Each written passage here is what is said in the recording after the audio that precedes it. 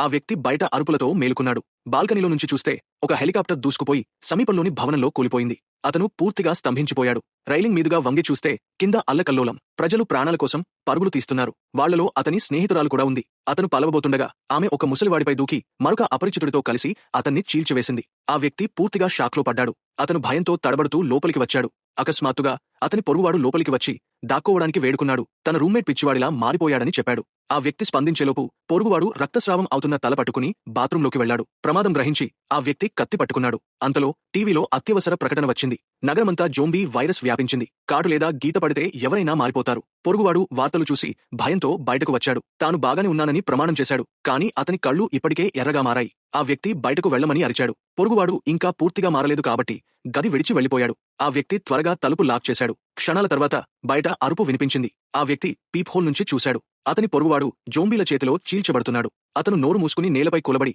రాత్రి వరకు వణికిపోయాడు. భయాన్ని మరచిపోవడానికి మద్యం సేవించడం మొదలుపెట్టాడు. అప్పుడు తండ్రి నుంచి వచ్చిన టెక్స్ట్ మరింత కలవరపెట్టింది. వాళ్ల పరిస్థితి కూడా మంచిది కాదని చెప్పింది. కాల్ చేసినా ఎవరూ స్పందించలేదు. ఇప్పుడు అతను ఒంటరిగా ఉన్నాడు. తలుపును ఫ్రిజ్తో బారికేడ్ చేశాడు. మంచం లివింగ్ రూమ్కు తరలించి ప్రవేశద్వారం పర్యవేక్షించాడు. గుర్తించబడకుండా ప్రతి కిటికీని మూసివేశాడు. ఈ జోంబీలు పాకుతాయని తెలిసింది. కానీ జోంబీలు మాత్రమే అతని సమస్య కాదు. త్వరలో నీళ్లు ఆగిపోయాయి. ఆహారం అయిపోతోంది. అతను పూర్తిగా కుంగిపోయాడు. ఒకరోజు ఫోన్కు సిగ్నల్ వచ్చింది. తల్లిదండ్రుల నుంచి చివరి వీడియో సందేశం. వాళ్లు కాపాడబడలేదు. ఆ వ్యక్తి పూర్తిగా నిరాశలో మునిగిపోయి బ్రతకడానికి శక్తి లేకుండా పోయాడు. కిటికీ కవర్ తీసి మెడకు తాడు వేసుకున్నాడు. కుర్చీని తన్నబోతుండగా కిటికీ బయట ఏదో గమనించాడు. అది ఒక అమ్మాయి.